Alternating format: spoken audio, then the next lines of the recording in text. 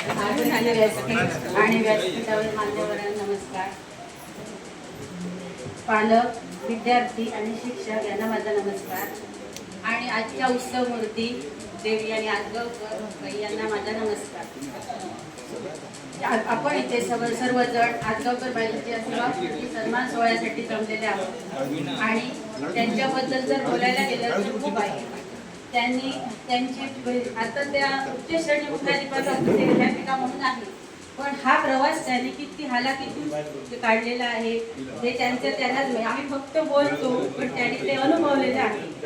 त्या ज्यावेळी मराठी शाळेमध्ये दाखवण्यामध्ये होत्या त्यावेळी त्यांच्या आई भाजी वगैरे विकून आपला उदरनिर्वाह करायचा. मग तेव्हा त्यांना सकाळची शाळा असली की त्यांना तिला बाजारात जायचं असायचं, पण बाईंना त्यांचे शिक्षक लवकर सोडायचे. बाईंची आई दिसली की दया तू घरी जा असे सांगायचे. हे बाईंनी एकदा शाळा व्यवस्थापन समितीची सभा होती त्यावेळी मातोंडला सांगितलं, तेव्हा मला माहिती.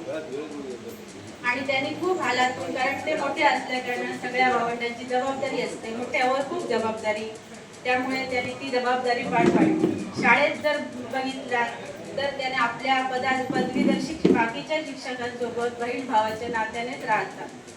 कधी शाळेकडे आल्यावर मायेने हात फिरवतात आणि आपुलकीने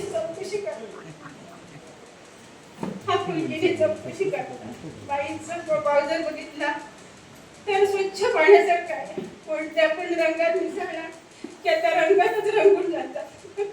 पांढऱ्या कलरचा की का हे त्यांना माहिती नाही. असं आमच्या बाईंचा स्वभाव आहे. अशा आमच्या बाईला